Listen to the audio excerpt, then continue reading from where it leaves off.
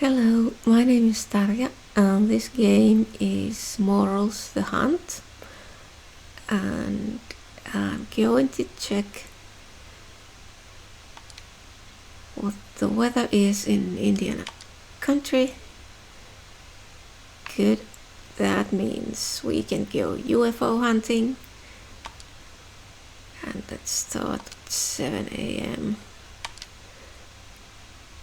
I did manage to see the alien the last time I played, but unfortunately the UFO didn't stop. Like, it's supposed to stop in the middle of the field and the alien just gets beamed up, but that didn't happen. So while I got some footage, I didn't get the photo because it was too far away.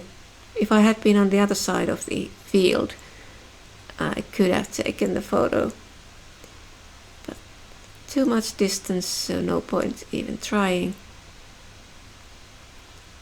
And I think maybe I should try being on the other side of the field. Like, I was by the tractor and the alien was on the opposite side, so maybe I should go to the opposite side, find a place out of sight, and then maybe I could get the photo. I'm not sure. I'll need to check. I was actually going to check some guides to see what I'm supposed to be doing, but I forgot. So I'm just going to try getting close enough, but I suppose I'll need to check if there's a guide or something in the Steam discussions that would help. And we are finding a lot of morels here. The weekly task is finding 20 puffballs, and I already have 16, so I only need to find a few more and that task is done. And I think it's day 3 on this week, so I've got plenty of time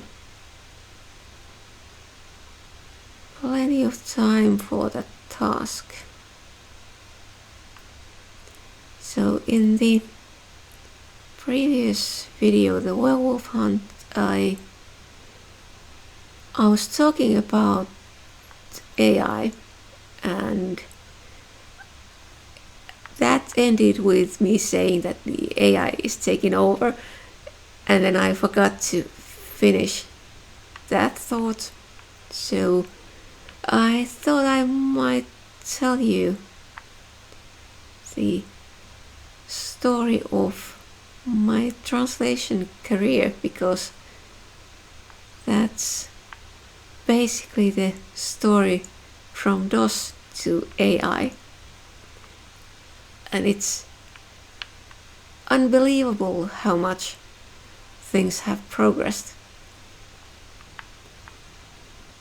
since I started as a professional translator. And I also realized that I started in May 1994, so next May it's going to be 30 years. And well, that's another thing that's totally unbelievable. It doesn't feel that long. But anyway, while I'm picking these mushrooms, I thought I could tell you about how I ended up being a translator and what's it been like from the point of view of technical progress. So I guess the story starts when I was on 7th grade. we had to choose 2 subjects for the 8th and 9th grades. There was like 5 or 6 options to choose from, and you needed to choose 2. And I chose typing because I had this vague idea that I'll probably end up in an office job at some point, and I thought, well, typing would be useful. So I chose typing and spent 2 hours per week for the next 2 years learning how to touch type. And then later in the high school we had this computer course, which was very basic stuff, just learning to write small programs like 10-20 lines, just the basics, and learning the principles of how computer programs are made. And after that I sort of considered computers as a career, but quite accidentally really ended up studying translation. I just went and took the entrance exam out of curiosity and ended up getting in, and of course that was the kind of thing you just can't pass. Like, you get into the university, if you find out that it's not the right subject, you can just change to something else later, but getting in is the hardest part. So I went to study translation, and at this point computers were already in use. Well, the university had a computer class, so there were text processors, and the standard at that time was WordPerfect. That's what we learned to use. But then by the time I started my first job as a translator in a translation agency, things had progressed. So I think it was Windows 3.11 at that time, and Microsoft Word was sort of gaining room from WordPerfect. So there was a time when they were both used sort of equally as much, but then Microsoft Word won. It became the standard.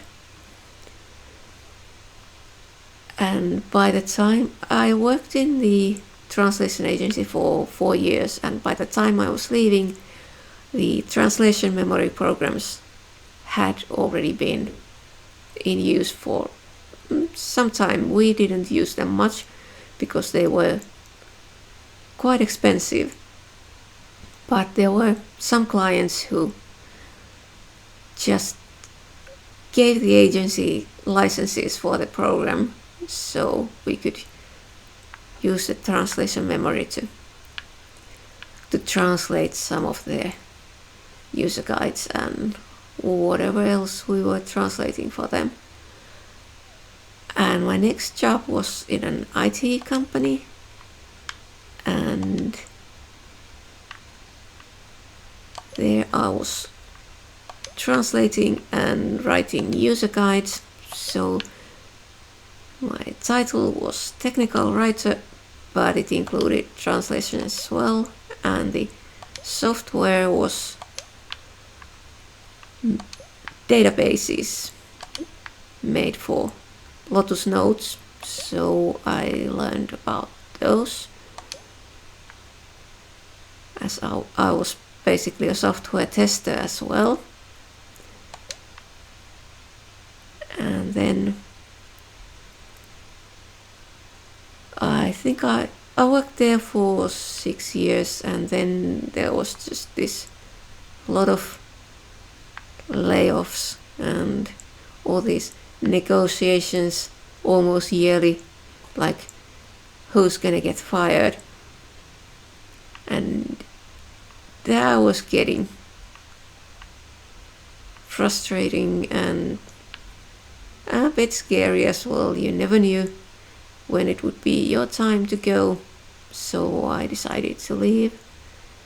And by the time I left, it was a Trados translation memory program that had been the standard for years already. And so that's what most of my clients wanted me to use as I started my freelance career. And that stayed like the standard for a long time, but then there came all these online tools and competitors for Trados, because Trados is fairly expensive. So some clients developed their own programs, and I must say some of them were less than satisfactory. Kind of like translating from scratch would sometimes have been easier than using the customer's tool, but you do what the customer wants. And then for at least last 5-6 years, the machine translation post-editing started to gain favor, because it enabled the customers to just decrease prices, because this is machine translation, you're just fixing it, we're paying you less. And of course, at the beginning, the machine translations were abysmal. Like translating from scratch would have been easier, sometimes faster, but yeah, you do what the customer wants. And I have the right to choose my customers, so I simply stopped doing machine translation post-editing. So when I'm offered those jobs, I just say no thank you. Of course, machine translations nowadays are better, but I'm still not fond of them. And as long as there are enough other jobs, I'm just refusing to do those. But the AI taking over is the first step, because machine translation combined with AI means that translations are getting better. Translations not made by people. So translators are slowly being replaced. There are translations you can't have a machine do. It's like everything creative needs to be done by people, but things that I do, user guide translations, they are fairly mechanical, repetitive. So if you write the thing keeping in mind that it's going to be machine translated, the results can be, well, satisfactory. But that's just how things are at the moment, because the progress isn't that far yet, but translators are going to be replaced by machines. Most translators. I know the kind of jobs I'm doing will be done by AI and machine translation at some point. So, weekly task is done. Nice. So I am very happy that I have only 10 years until retirement. And when I retire, I'm quite sure translation as a career is going to be history. You can't make enough money by translation only. So I would say, if you're at the point where you're considering what you want to do as a career, forget translation. It won't be something that will earn you enough money to live. So you need to have something else. What I would recommend is, if you really want to translate, is to get another career, sort of plan B, and you can combine it with translation.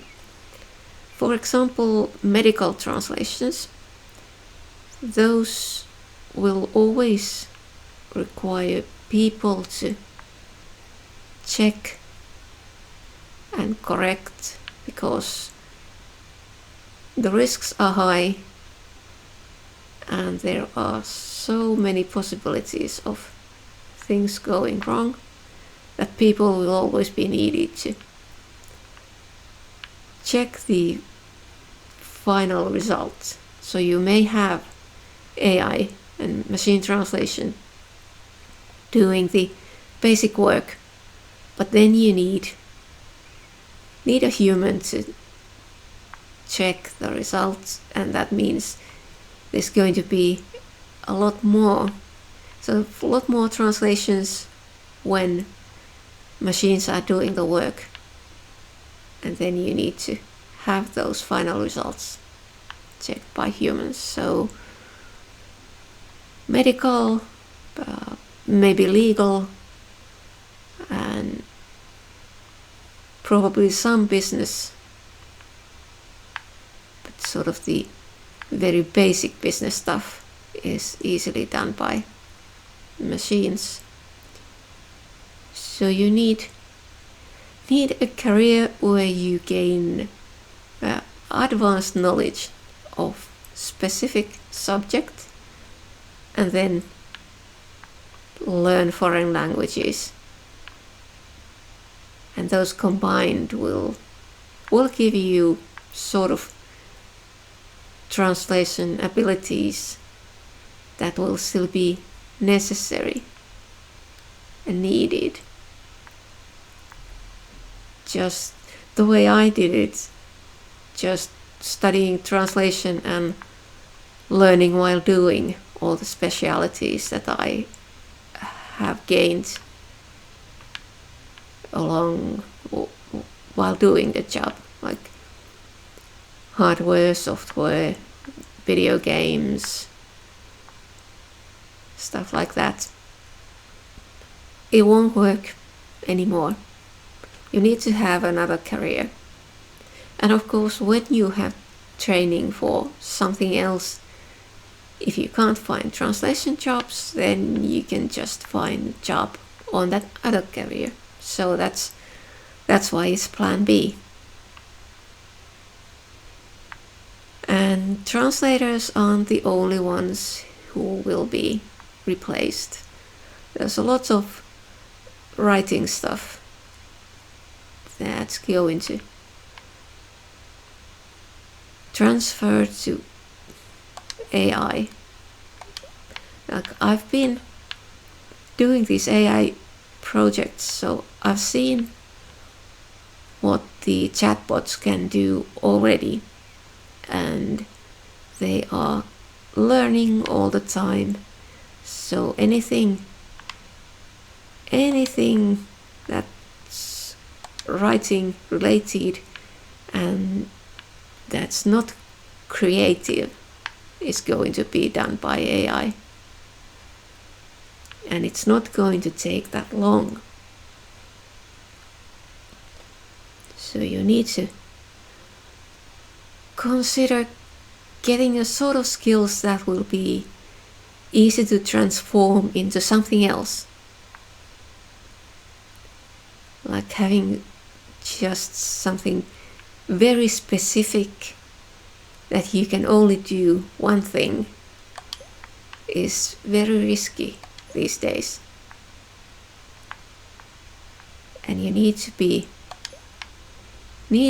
ready to study, switch to some other career, because I suspect it's going to be surprising what kind of professions are gonna be going out and not done by humans anymore.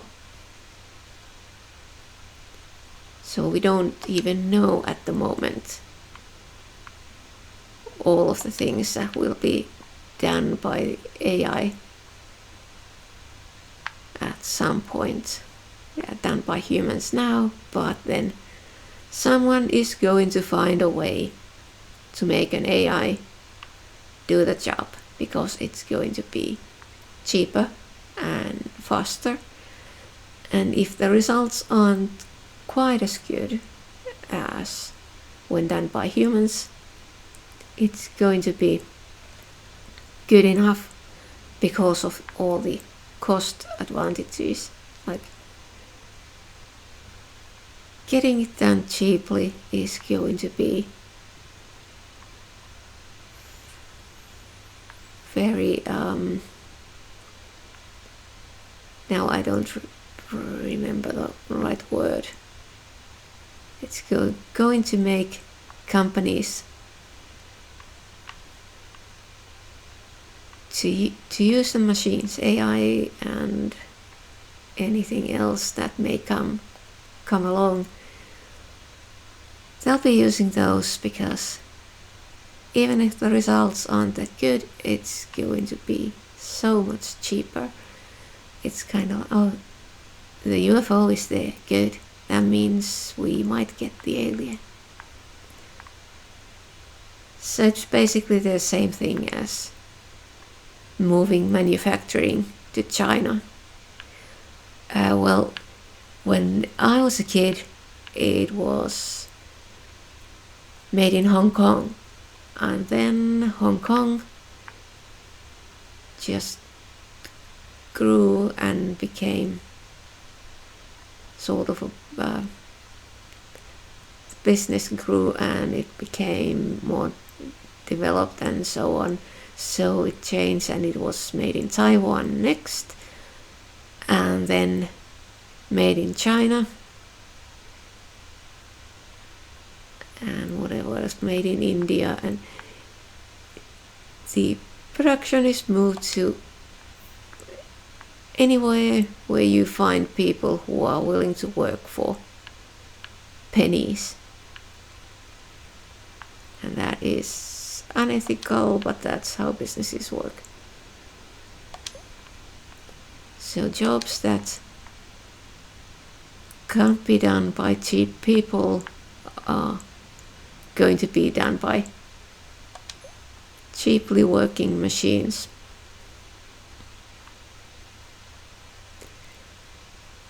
And that's what I meant when I said AI is going to take over.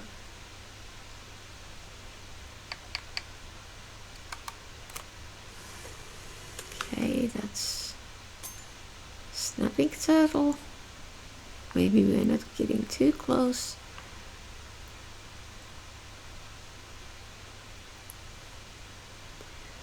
Yeah, so it's been quite an interesting journey from my first experiences with my own computer, using the DOS operating system, writing commands and batch files, to chatting with Google Bard.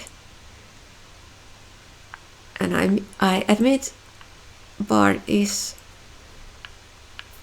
really useful. Like, when you're making searches, you find a lot of answers, and you need to look for the bits of information from several sites, and it's really hard to find answers to questions like, oh, there was this actor who looked like this, and he was in a movie that had this subject and so on, and then you just explain like you would explain to your friend. So do you remember what movie it was? Who was the actor? And the chatbot will most probably find you the right answer, or if not, it will give you enough clues to go and search for the answer. So it's useful and it already works quite well, but it's also going to take away my job. So maybe learning creative writing or translating novels would have been safer. But the problem with translating novels was that it didn't pay. Like if you translate novels, you need a grant to live because it pays so badly. So technical translation, it has been a good career, but it won't be for long. And like I told earlier, I have been doing more of this AI stuff for the past year or so than actual translations. So it's this teaching the AI how to think like a human and how to write Finnish like a human. And then these speech recognition projects where I've been just reading and recording sentences in Finnish or English with Finnish accent, just to teach the system to recognize Finnish language or recognize how Finnish people speak English. And I'm expecting to continue this stuff for a while. It's gonna take some time to teach the AI, and hopefully it's going to take long enough that I'll be able to do those jobs. Well, okay, it's getting dark. So now I'm at this side and the alien was on that side, and I was thinking that maybe I should go this side and see. It was somewhere there, so I have no idea where it came from. So finding a place to hide where it won't see me is probably not going to be that easy.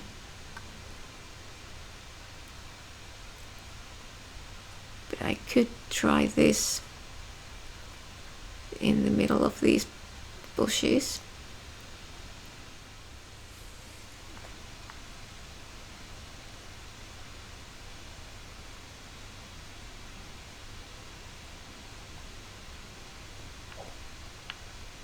I'm not sure if it requires that you're hidden from the UFO.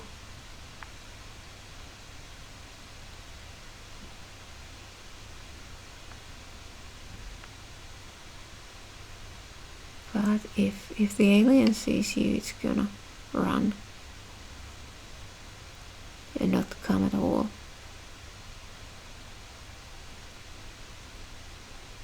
One 10 a.m.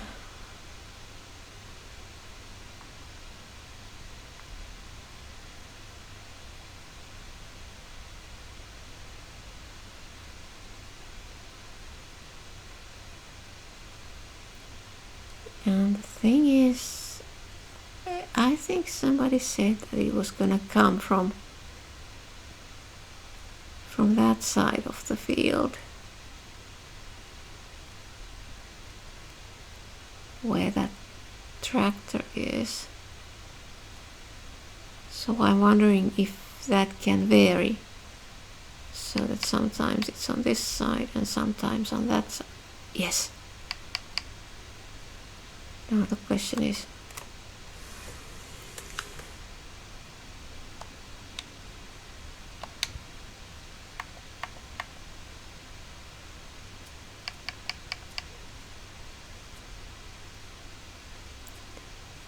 yes, it varies.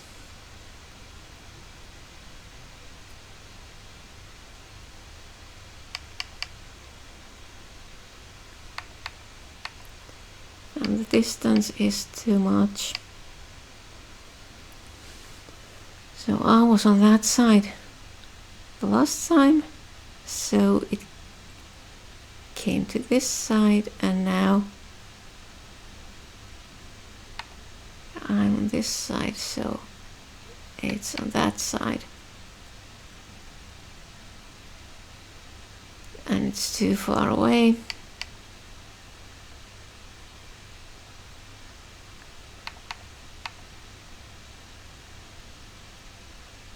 So it requires for it to...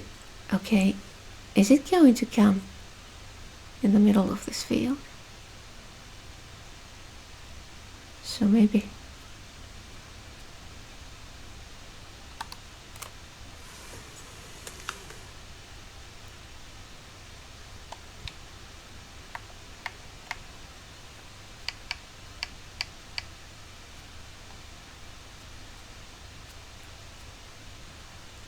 Yeah, if the UFO appears, then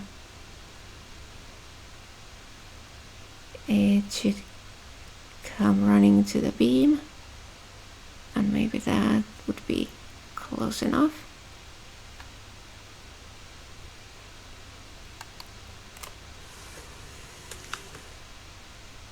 Okay, but it wasn't close enough.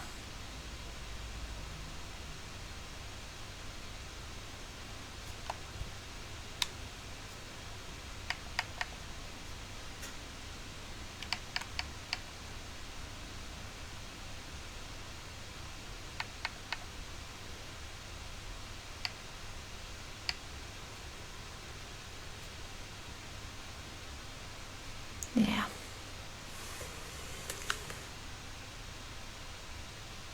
And why do I hear that camera sound?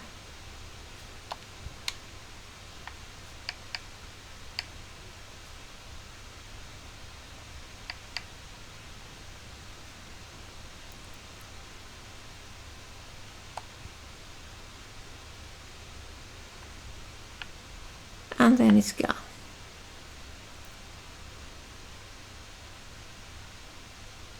Well, like I said the last time, at least I saw it.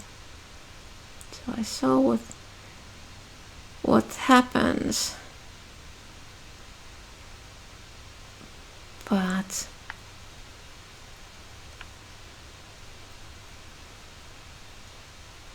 the photo didn't register. So basically I'll need to be here on the opposite side of that tractor, or on that side, and then I suppose I should have, when it starts running to the beam, I should run closer and take the picture.